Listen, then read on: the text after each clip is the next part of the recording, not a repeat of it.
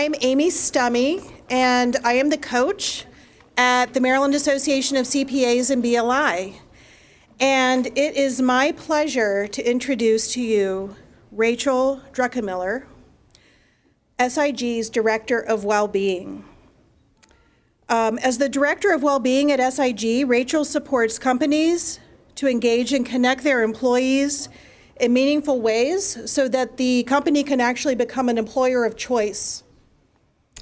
In February of 2015, an elite panel of health and wellness industry experts and the Wellness Council of America selected Rachel as the #1 health promotion professional in the country. That's like the entire United States, folks. Rachel is a licensed Thriving Workplace Culture Consultant, and she works as a catalyst. She connects, invites curiosity, and releases possibilities in people and in organizations. As a nationally recognized speaker, writer, and change agent in the health and wellness field, Rachel leads with enthusiasm, authenticity, and passion. Her mission is to foster relationships that are rooted in psychological safety, curiosity, and connection, so people can feel fully alive, be their best selves, do their best work, and draw out the best in others. My very good friend, Rachel Druckenmiller. Thank you. Could you raise your hand if you didn't get a packet? Amy's going to walk around with different packets, so keep your hand up until you have a packet. You know, it's interesting, when I got asked to speak, the first thing I thought was, well, I'm not an accountant, so how credible am I to talk to these people? But, you know, I thought about it, I thought back to high school, when you have to take those exams about what career you're going to end up in. And the one that showed up at the top of the list for me at that time was accountant. So I feel like maybe sort of I can connect in that way. And the truth is that so much of what we're going to talk about today are universal human truths. Like, they're things that just apply to us as human beings. And I think at a time like this, it's so important for us to connect over the areas that we have in common instead of focusing so much on what divides us. And so my goal today is to inspire and to empower you and to get you to think a little bit differently about your life and about your work and about your well-being and about your relationships, and that you will feel a sense of confidence as you kind of leave here and tackle the next, challenges that you have in your life. So I'm not sure if anyone else can relate to this, but I've always been wired as very, very type A, very driven, very ambitious, kind of, wanting to succeed and win and achieve and get the best grades and get promoted and get recognition and all of that and leave a mark. But it caught up with me about a year ago. I had a dream last September that I was drowning. Very scary to have a dream that you're drowning. It's good when you wake up from those dreams, but it's really kind of terrifying when you're in the midst of it. And so I had this dream I was drowning, and then about a month later, I was noticing I had some trouble with my memory. And so I would be having conversations with people, and I couldn't quite pull the words that I wanted to say. And I'd be like, gosh, I don't know why I'm having trouble, not being able to remember these words. They're such simple words. So I went to my doctor, and I was chatting with him about this, and he asked me a series of questions, and then he said, maybe you're doing too much. I don't think you understand that I'm superwoman and I can do everything, so wrong answer. So then I left and I just kept doing what I was doing. And then about a month later, I got really sick. And I had swollen lymph nodes and sore throat. I lost my voice. I speak a lot for my work, and so at one point I had to write a script for somebody else to speak for me as I was sort of just miming things. I mean, not really all that helpful. And so I was sick for about 4 months. Until I decided to go to the doctor. And so I went to my doctor, and I was sitting across from him on Valentine's Day. I was supposed to be at dinner with my husband, and instead I'm sitting there about ready to pass out because I felt so awful. And he's asking me a series of questions, and one of the things he said to me, he said, is this brought on by work, or did you bring this upon yourself? And I could have very easily blamed work and said, they're just pushing me, and I gotta perform, and I gotta do what they expect me to do, and there's a certain level, and I've set the bar high. But through tears, I said to him, I did this to myself. I did this to myself. Work didn't do this to me. I did this to myself, and I exhausted myself, and I got so disconnected. I was so sick, I missed my niece's second birthday party. I had to reschedule and cancel things for work, and I was so afraid of disappointing people, and it was really a challenge to go through that period of time. And so it turned out that I had an acute form of mono called Epstein-Barr virus, and it really wiped me out. I mean, I didn't start to feel better until about July of this past year, and the sickness ended up being a gift because it gave me an opportunity to really reset and to recognize that the way I was living my life, even though I was being successful in the traditional sense of the word, it was not working for me. Having success in my career was not the only area in my life that I wanted to have success. I had fallen away, a bit in my relationship with my husband. He was kind of taking the brunt of all of this. I was missing out on family activities, missing out on parties with friends.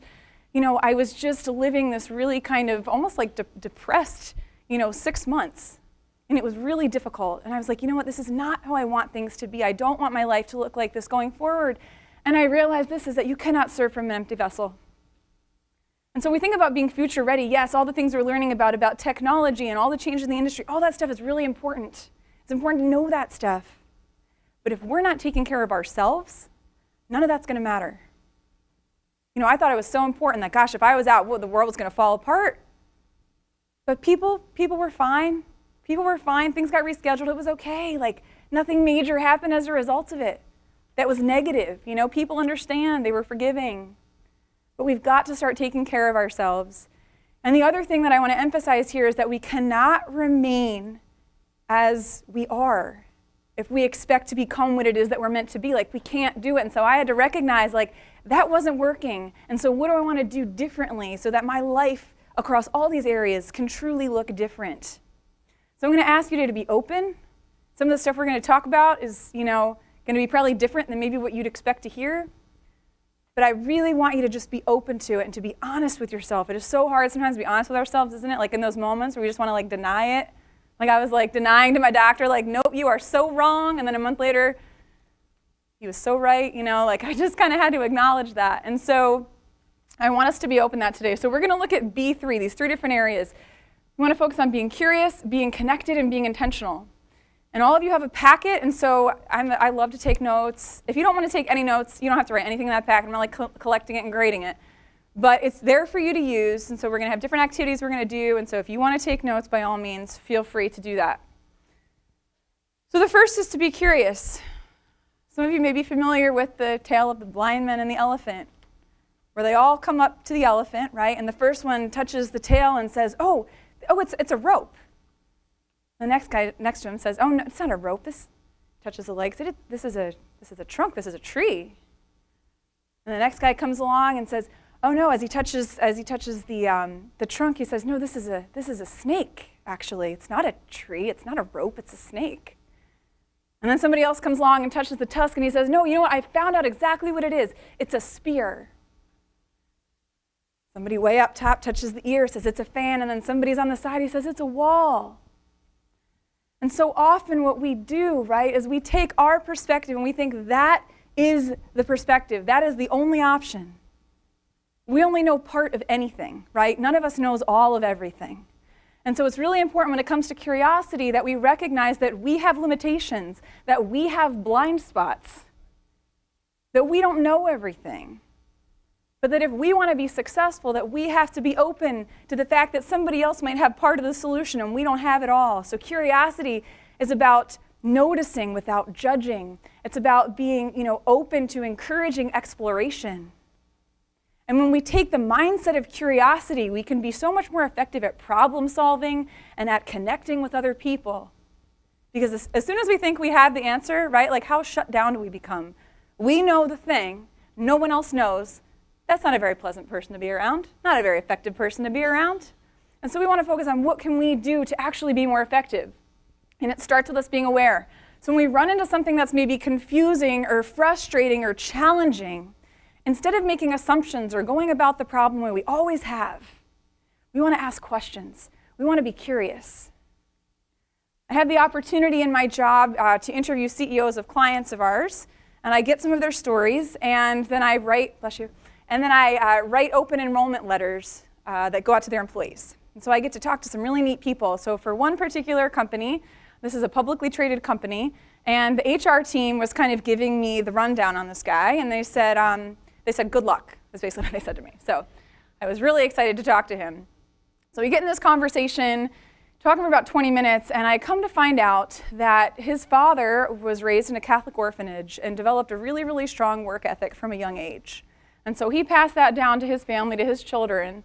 And so this man had lived in the Midwest, was really successful in business, was very connected to the community. He helped coach the Pee Wee football team, and they won the championship, and he felt really connected.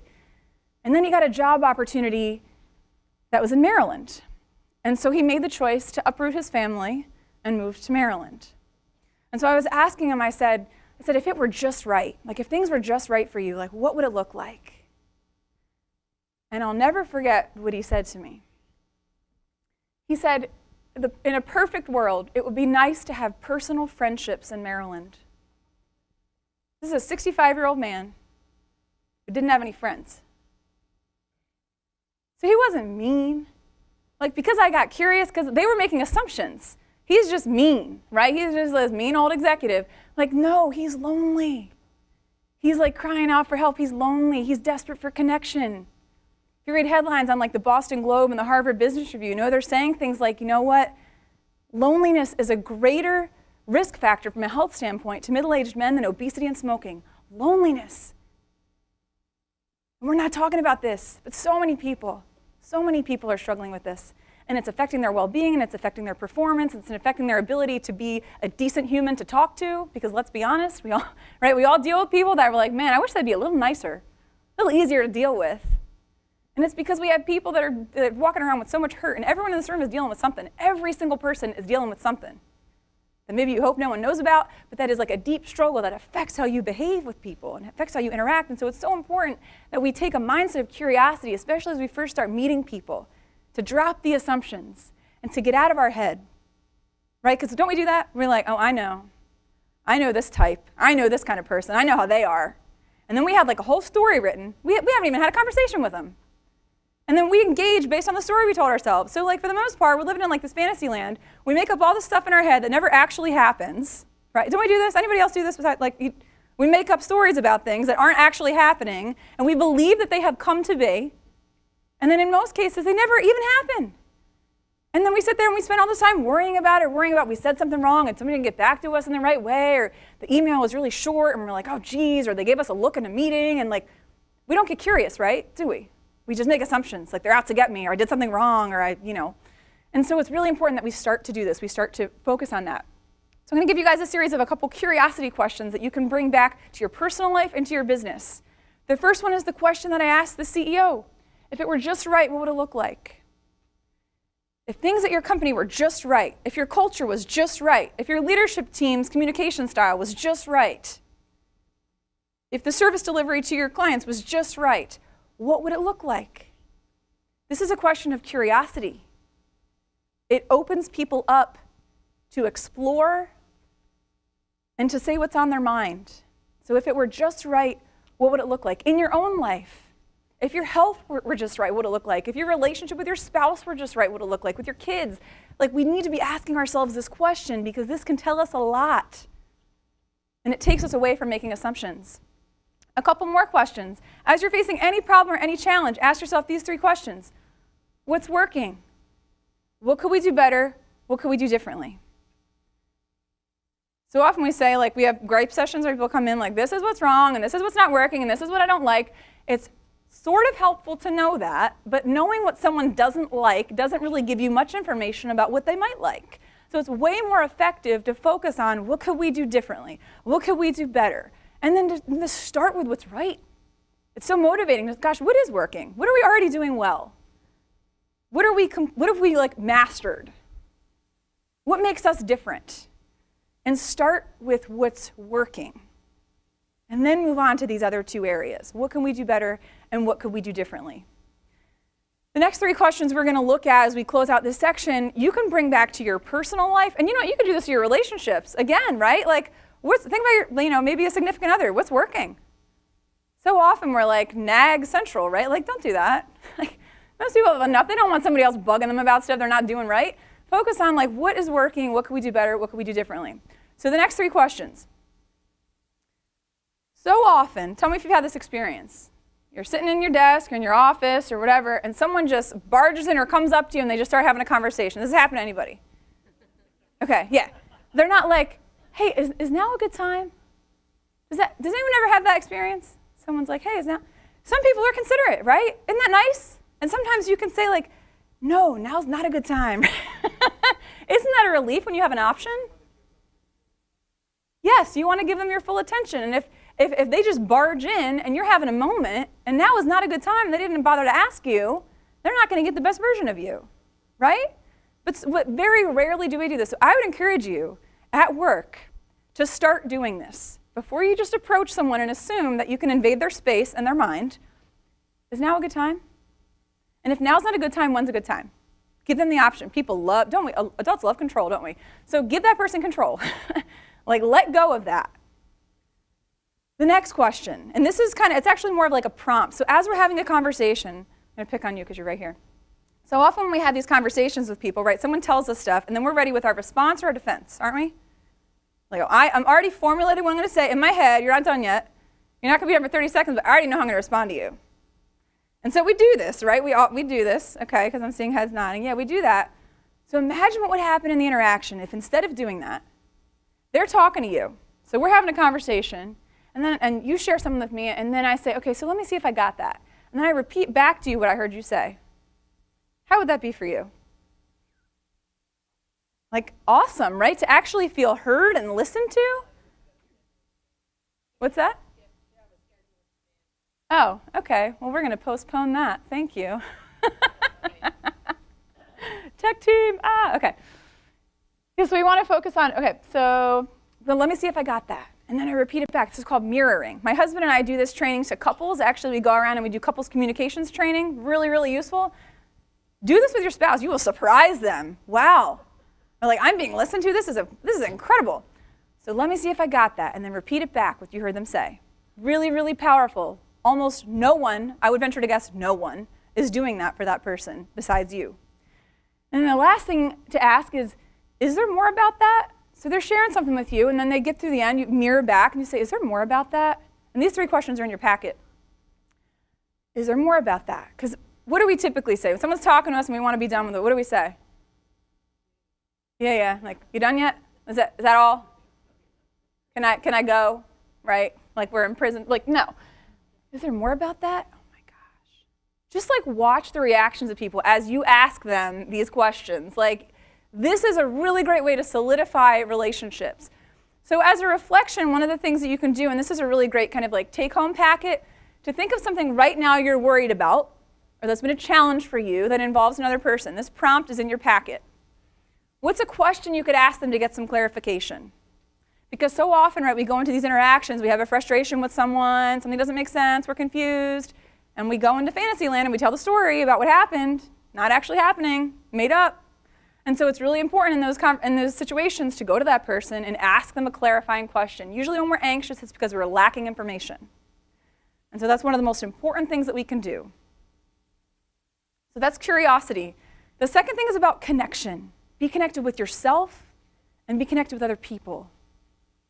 We are hardwired for connection as human beings. And we are more digitally connected than we've ever been, but a lot of people are lonely. There's a lot of people that feel intimately disconnected. And so what are we doing to help kind of focus on this and bring more of this about? Be more connected to yourself. Listen to your body.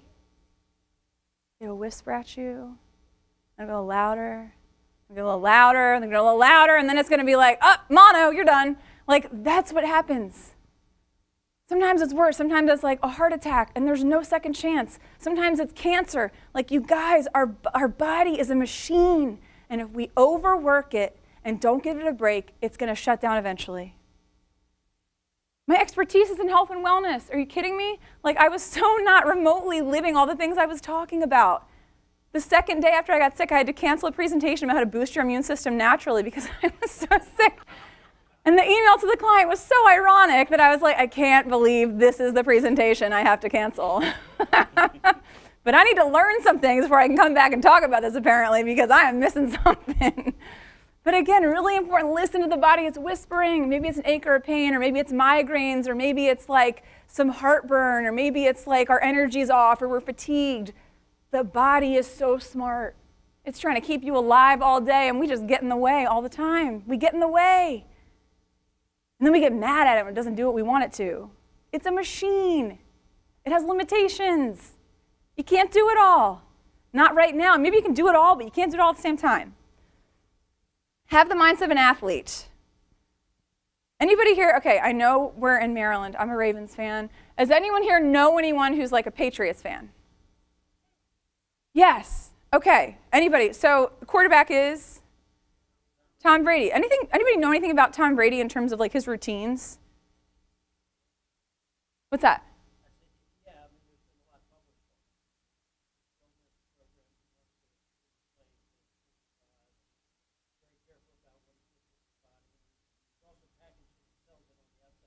He sure does.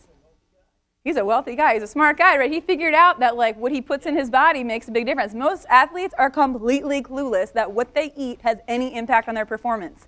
It does. He is like almost a little militant about what he eats, but hey, to play at that level at that age, he's doing something right, and whether you like him or not. And there's a lot of like, he's not a lot of people's favorite person, but he's good at football. So have the mindset of an athlete.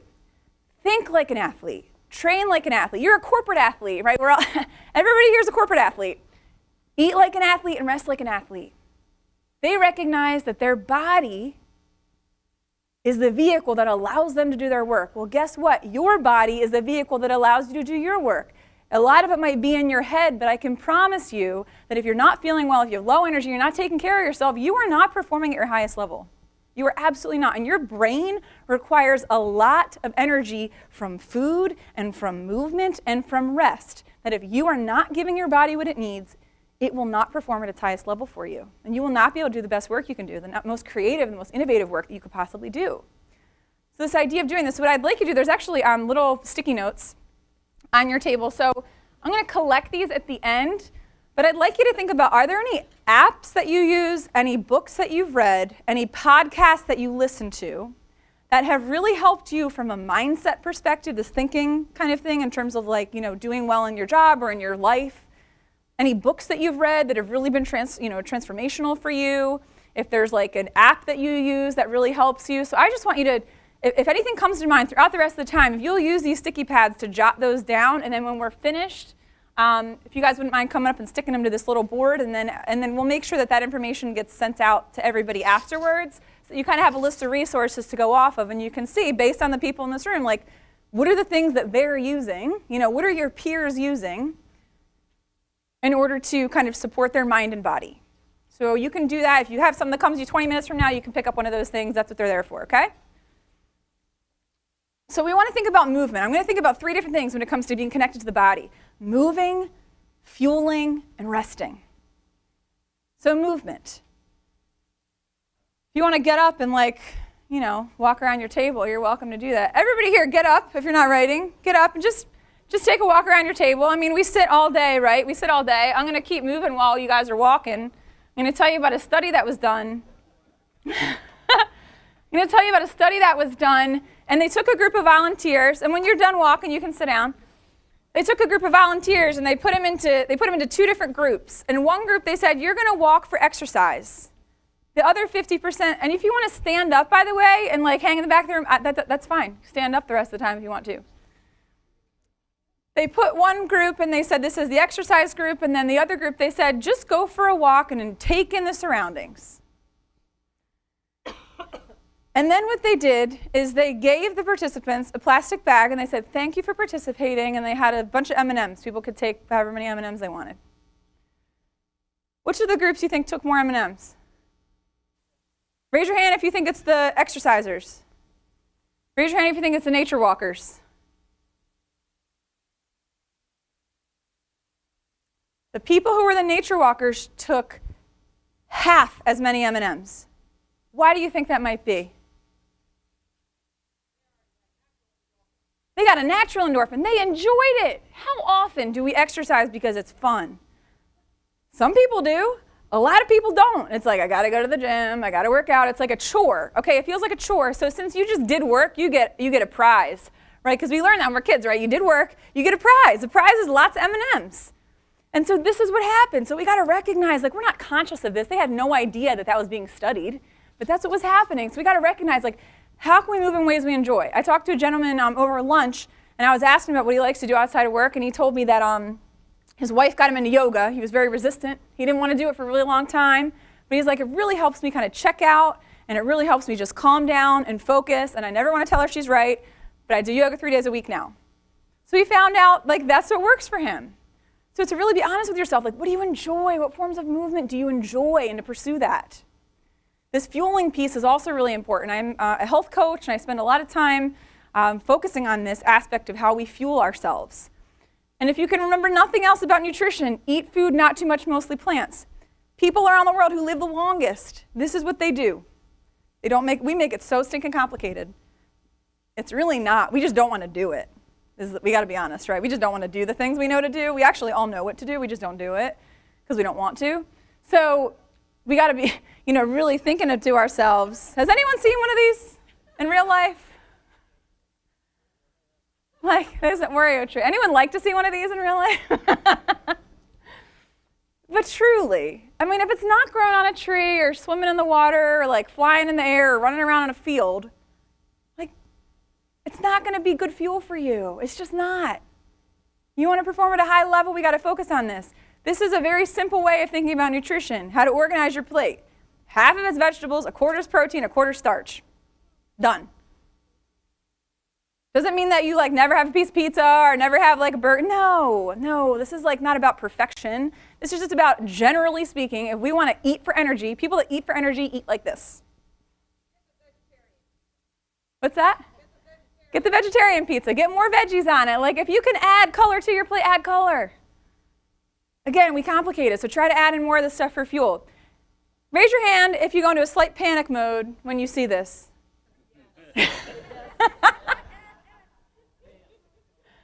Slight moment of panic, right? And what do you do immediately? Gotta find a charger, right? We do this, don't we? But interestingly, we are so focused on recharging our phones and very much not focused on recharging our bodies. What is that about? Like, that's messed up. Who would go to bed and not charge your phone? Yeah, okay, there's one brave soul. Are you hoping something will happen if it doesn't work the next day? There you go. Oh, your kids take it. Okay, blame it on your kids. Okay, that's fine. But really, like, we've got to start thinking about this. Like, we are so focused on recharging this thing, and then we compromise our own sleep for it. Sleep is so crucial. It used to be a luxury, considered a luxury, or like really cool that you could brag that you only need 4 hours of sleep. Not smart. These are a couple books that focus on that. Arianna Huffington is really leading the charge on this, the Huffington Post. There's a guy named Dr. Michael Bruce, who's known as the sleep doctor. If you have trouble with sleeping, sleepdoctor.com. Lots of really great stuff. He's on tons of podcasts, written a bunch of books. But these are a couple resources that can really help you with that. So I want you to think about, what's one step that you'll take to take care of your machine? Like, what are you going to do differently to take care of your body? I mean, I'm the prime example of like what happens when you don't. And it's not fun. It's very isolating. And I know there's some of you sitting there that probably think, well, you know what? I just get lucky. Maybe you have. But I'm going to guess some area of your life has been compromised that you may not want to admit, but you just can't be all things to all people, and something's got to give. Especially, we're really driven in our career. It's like, I had to be honest with myself and think about it. You know what? If this goes away, what really matters to me? Like my husband and my family and my friendships, I had so neglected my friendships, even my coworker relationships at the expense of getting ahead. And a lot of us do that because we think that's what success is. That's what's going to make us happy. No, it's not, because I was there and I was miserable. I had a friend even reach out to me, send me a text message, a very brave friend that said, warning, unsolicited observation coming. That's when you want to turn your phone off. But I read it, and she was basically saying this to me, like, you seem to run around and say all these things, but you yourself rarely seem content and fulfilled. And I wrote her back, I was like, you're right. So it was a big reality check for me. This was just in March. So I'm so grateful that it happened. I'm kind of bummed that it got to that point, but I'm grateful that it happened. So to really think about what is one step you'll take to, focus on recharging the machine and fueling the machine and moving the machine. Connection to other people. This is so crucial. This is at the core of who we are as humans, is to connect with other people. But most of us are doing a second job that no one's paying us for. We kind of go around and we manage our impressions of other people, and we hide our insecurities and our imperfections, maybe our incompetence. And especially the more we achieve, the higher we move up, the more responsibility we get, the more praise and recognition we get. After I got that recognition, it was one of the greatest things that ever happened to me. It was one of the worst things that ever happened to me. Because I put this pressure on myself to perform and I gotta be this person. Everyone expects me to be this good all the time. What they don't know is that I don't really know what I'm doing. And you ever feel that way? That they think I know, I don't really know. I'm hiding it really good. So that's what was happening. And so we hide ourselves, and we don't let any vulnerability come out. And we put on this tough facade because we don't want anyone to see through us, because we want everyone to think we're so tough and we're so smart and we know it all. And I did that.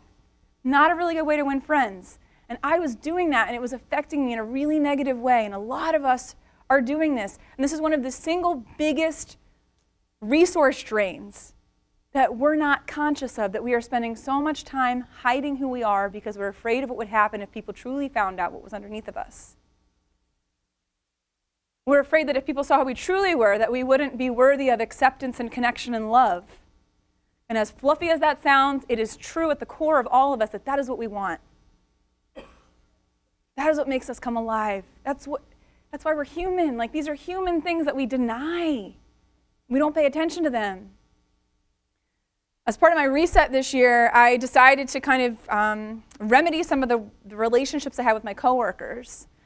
And so I decided, I got to work one day and I was like, all right, who am I supposed to, talk to first? And so this one person comes to mind, and I just had a tiff with her the week before, and I was like, not her. I'll talk to anybody else, I just don't want to talk to her. And so I was like, I got to go do it. So I went and sat in her office, and I said, I'm sorry. I'm sorry for being prideful, and for being quick to speak and slow to listen, and for being challenging to work with, and for being disagreeable, and for being inaccessible. I was doing it because I was afraid that you might find out that I didn't really know what I was doing, and that I wasn't as smart as everyone was saying that I was. And I'm sorry. And I just kind of waited to see what she was going to say. And what shocked me the most, this is a director level position who works on our operations team. She's been in our company for about 15 years. And she was brave enough to remove her mask too. And she said, Rachel, she said, I didn't go to college. I sit here every day just waiting, counting down 10 years to retirement, hoping no one figures out that I don't really know what I'm doing either. And she's like, the more I talk to people, the more I realize we're all afraid of the same thing, that someone's going to find us out and find out the thing that we're incompetent. What if we just accepted we're all afraid of that? How much more freeing would that be, instead of all us running around pretending and covering up and hiding? And this prevents us from authentically connecting with people, because we're always putting on a charade to make sure that we can impress everyone or say the right thing or do the right thing. It's draining, it's exhausting to do this, but we all do it. We fear that we're not enough. We're not good enough, we're not smart enough, we're not accomplished enough, we're not talented enough, we're not a good enough parent, we're not a good enough spouse, we're not making enough money, we're not advancing quickly enough. We're all afraid we're not enough in some way. And then we act out. Google did a project called Project Aristotle. They did a study, looked at 180 high-performing teams. And they were curious, what do these teams have in common? What makes them different? Why are they so high-performing? Any guesses as to what they found out? What's that? Having fun together. That would be part of this. But it was psychological safety. Psychological safety is a sense of confidence that if I put myself out there, I'm not going to be embarrassed, rejected, or shamed. That's what psychological safety is. A lot of people do not feel psychologically safe at work, and this is why innovation gets stunted, this is why collaboration doesn't happen effectively, and this is why people are not able to show up as their most creative selves because they don't feel psychologically safe. They are hiding, they're wearing a mask, and we're protecting ourselves. And so we don't put out there what we really think might be helpful. And this is really holding us back. This is really holding us back. Connection fosters trust. This is why this is important, because connection fosters trust, and trust is necessary if we want to make relationships work, if we want to be collaborative, if we want to be effective, we want to be innovative, all these things that we need to be future ready. Like, if we are not truly making an attempt to connect with other people and create an environment where it's okay to make mistakes. Certain mistakes people make, and yeah, they got to be let go. There's a reality to business. But in most cases, what if we were a little gentler with people if they made a mistake and asked them what they learned from it, what they could do differently next time? People live in such fear that they hide things from people. You don't want people hiding stuff from you, do you? Really? That's not going to help you grow if people are hiding things or afraid to tell you what they really think. There's a fantastic book, if you're a reader, a fantastic book called In Everyone Culture that talks about this. There's organizations called deliberately developmental organizations, and they focus on creating radical transparency. The book is In Everyone Culture, like A-N, In Everyone Culture, by Bob Keegan and Lisa Leahy out of Harvard. Speaking of Harvard, they've done a study. They studied the same population, about 740 men, for the past 80 years. That's called the Harvard Adult Development Study. And so they were curious. They looked at these men and they said, what is it that determines health and happiness in the long run? They looked at all these different metrics. They've sent them through all different lab work and questionnaires. And so, we talk about things like, cholesterol really matters, or blood pressure really is important, or, our waist circumference, and all these things that we say are the most important when it comes to health and happiness. And what they found, they made a comparison between people that were age 50 and then they looked at them again at age 80. The people who were healthiest and happiest at age 80, what they had in common at age 50 was the quality of their relationships. It wasn't their cholesterol, it wasn't their blood pressure. Not that those things don't matter, they do. But the people that were the most well-adjusted, that were the healthiest and happiest, were the ones who leaned into relationships. And when these men started the study, they thought that the secret to success and happiness was wealth and fame and achievement and getting ahead. And the people that at age 80 had the best lives were the one that said, no, I leaned into relationships with my coworkers and my family and my friends. Relationships are what matter more than anything else. And because when they're not working, it throws off every other aspect of your life, doesn't it? When your core relationships are off, it affects everything. And so what are we doing? Work is important, but people are more important. People are more important. The people that love you are more important than all of this.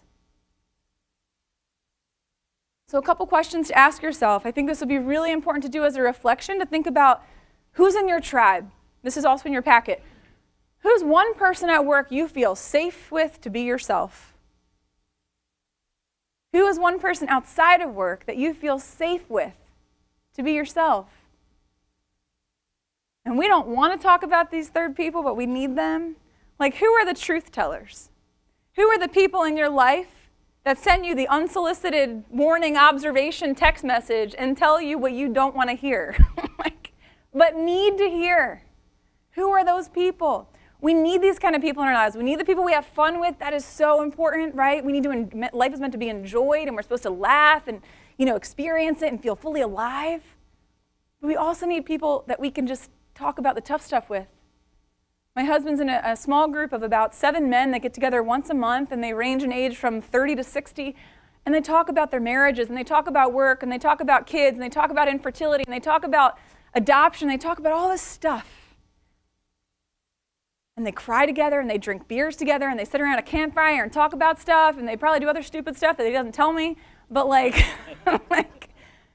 but they have community. We are meant to live in community.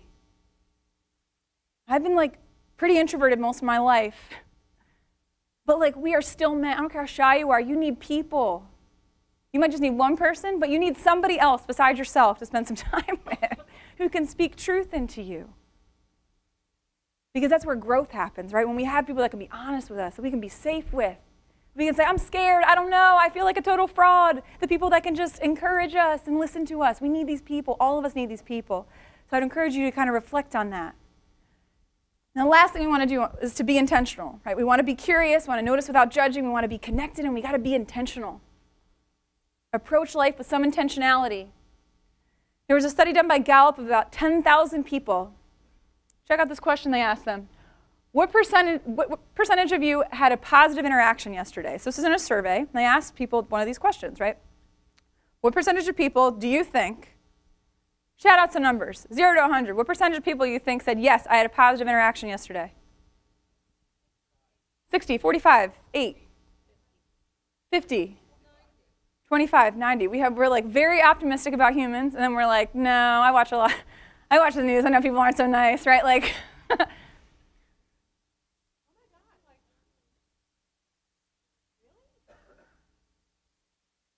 16% of people had positive interactions the day before. Like, it starts with each of us. We can't wait around for other people to like start some program at work where you like got to be nice to people. Like, start being nice to people. Start paying attention to people.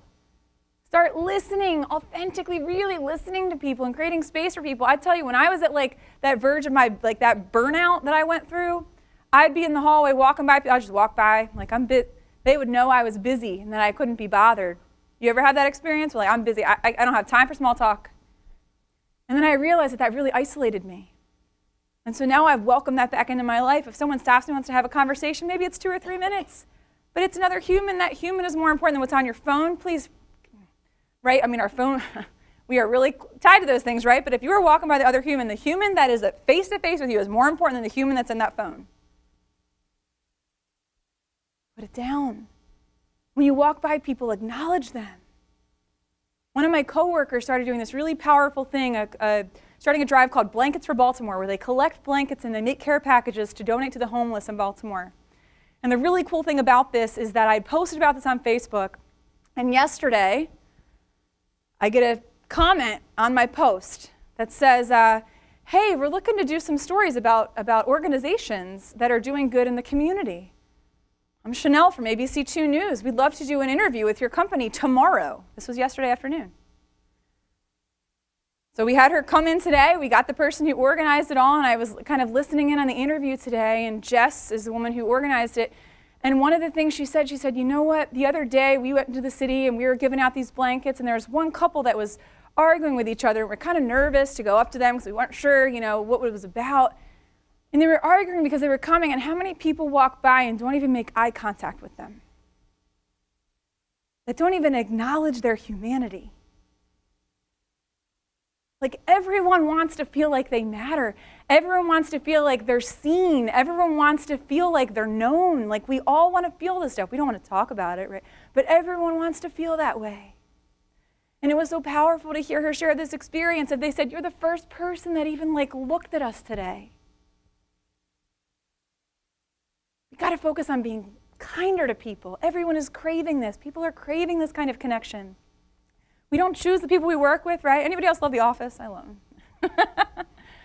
We don't choose the people we work with. We got to figure out how to work with them. And interestingly, this was a study done over a period of 4 years by one of the leading third-party exit interview companies in the country that included thousands of employees. And they asked them this question: what percentage of managers believe employees leave for money? If you think it's A, raise your hand. You got to commit to something, by the way. You're going to commit to one of these 4. Okay. I think it's A. If you think it's B, raise your hand. If you think it's C, raise your hand. If you think it's D, raise your hand. I'm saying C and D are probably the most, okay? Because we think this, right? Like, I pay them. That's their thank you. They don't need thank you from me, right? That's what they get. They get a paycheck for working here. 89%. What percentage of employees said that they leave because of money? That that's the primary reason. What percentage, if you had to guess? 20. 15. Since you're so close. 88% leave for reasons other than money. Money talks, yes it does. It is one of the reasons people want to work at your firm. It is not the only reason. It is not the only reason. One of the best books on this topic, if you want to do some team building at your company, there's a book called How Full Is Your Bucket? From Gallup, Tom Rath, and Don Clifton. According to the U.S. Department of Labor, the number one reason people leave their jobs is because they do not feel appreciated. This is about intentionality. It does not take much to say thank you. Like, quick, time me. Thank you. Like, we're not doing it, though. Right? We're not doing it. We're stopping to ask how someone's weekend was and actually paying attention and not like being off here while they're having a conversation with us. Like, it's really about being intentional with people and focusing on this. Ask yourself this question on a daily basis. How can I be a contribution today? Not even necessarily how can I make a difference. How can I be a contribution? How can me being at this company, how can me being in this relationship, how can I be a contribution? How can I add to it? This is Scotty. Scotty's a homeless Vietnam veteran who lives in Rehoboth Beach, Maryland. And our CEO, Richard, has befriended him. His family goes and spends time in Rehoboth. And so they've become kind of an odd couple when it comes to friends. And Scotty just hangs out in the chair. Most people walk by him. They don't look at him. They don't make eye contact. He's kind of like the guy in the corner people don't really know what to do with. And so Richard was watching a news story a couple of years ago about a millionaire in Pittsburgh who was going into stores around the holidays and giving people $100 bills and just making their day. I mean, really powerful stuff. So Richard watched this segment, and he decided to give Scotty a $100 bill. So he goes up to him and he explains the story, and he's giving him the money, and Scotty just is beside himself, just breaks down in tears. And the first thing he says is he's going to take the money and take a couple of his buddies to go get a lobster dinner. He has nothing materialistically, and the first thing he wants to do with what little he gets is to give it away. Like, we got to be honest with ourselves at how many of us would do that. Be like, I got some shoes I can buy, I got a place I want to go, could use that toward, going out to dinner by myself, not taking any friends. And so this was really powerful for Richard, and he said, you know what? He shared the story with us at our final all-hands meeting of the year. He said, it was such a powerful experience for me. I want all of you to have the opportunity to experience what I experienced that day. And he took out an envelope, just come from the bank, gave everybody a handwritten thank you note, and two $100 bills. He said, you can use one to give away, you can keep the other for yourself, or you can give that away too. And the story started coming in, and it was incredible. There's one woman who's the clerk at Wawa knows her bagel order, like she walks in, she's got the bagel ready, right? And then another woman, it was her child's daycare provider, and another woman went to the airport, and her family has a connection to the military, so she waited till she found a serviceman who had just come back from overseas. He's a paraplegic. And she explained what had happened and gave him the money. It's the first thing he talked about when he got home to see his family. And I decided, it was Christmas Eve, and I was at church, and I had put on my heart to share with one of the families that's one of the leadership, a leadership position in my church. And so after the service, I went up to them. They were packing up their car. They have 3 kids. They're basically on like 2 teacher salaries. And I told them the story, and I handed them the money. And they tear up, and they said, we just took our car to the shop, and we didn't know how we were going to pay for it. And so I texted Richard, and I told him, I was like, oh my gosh, you never believe what happened. And so I texted him, I told him, and then he texted me back, and he goes, give him another 100. So the next week I show up, and I'm back there, and I'm pulling him aside again, and I'm like, this is a little weird, but my boss, he wanted me to give you another $100. And they look at me, they're like, who do you work for? So powerful. This is about being intentional. Are you creating experiences at your firm, or is your firm creating experiences for your employees to have a feeling like that? Like, my company let me feel that. You think people leave companies that make them feel that way? Anybody here want to retain some people? Recruit some people? Engage some people. Here's a way to do it. Give people an opportunity to be a contribution. That's how you do it.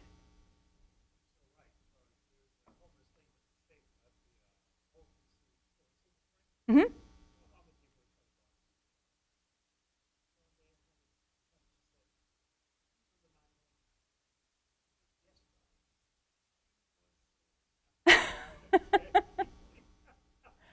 That's so fantastic. It wasn't just for you. It wasn't just this action of like, oh, let me give this money to this person. It's like, no, I'm making a connection. That's so powerful. Remembering people's names, I think sometimes we overlook that. We're like, oh, I'll just ask them again. Give yourself some device if you have to make them remember. But like, people are always so shocked, aren't they? You remember their name? You met them one time? Especially in a setting like that. Really powerful. Pay attention to people. Pay attention to what their name is, right? Like, listen to them, acknowledge their humanity. Everybody wants this. What is one thing you want more of in your organization? And what specifically are you, without some directive, what are you going to do to make it happen? You want more fun, you want more community, you want more generosity. I hear people say, we have such an entitled workforce. The opposite of entitlement is generosity and gratitude. So focus on what is that we can do to create an atmosphere of generosity. What can you do to be more thankful? What can you do to acknowledge some people in your community, in your workplace that are making a difference or making a contribution to you? Like, we really have got to start being aware, right? That curiosity piece, being aware of other people and the positive impact they're having on our lives, and we've got to acknowledge it. We recognize it and then we acknowledge it. One of the most powerful books I've read. Has anyone else read this book? Bob Chapman, Everybody Matters. It's a fantastic book. I'm going to close with just kind of these words that he had to say. Everyone wants to do better. Trust them. Leaders are everywhere. Find them. People achieve good things, big and small, every day. Celebrate them. Some people wish things were different. Listen to them. Everybody matters. Show them. Show them. Everybody that you work with matters. Everybody that you interact with matters. The clerk at the grocery store matters. Right? Like the person working at the gas station matters. Like everybody matters. When we start to recognize our shared humanity, we can connect. And you know what? You're going to feel better as a result. Everybody wins. Everybody wins. So with that, I'll take questions. I have my contact information up here, but anyone have any questions or comments? Thank you. Are we hiring? We are hiring a junior financial analyst. Yes, we are hiring. And I'm happy my contact information is also in the front of your packet. So if you look at the very front of your packet, my email address and my phone number. And if you guys have cards that you want to put up here, those sticky notes, if there's any apps that you use that help you with performance or being a better human, any podcasts that you listen to that you think other people should know about, any books that you're reading or have read, or anything else that doesn't fit in any of those categories, you can come on up and put those up. We'll consolidate these. So thank you guys so much for your attention. I hope you enjoy the rest of your day.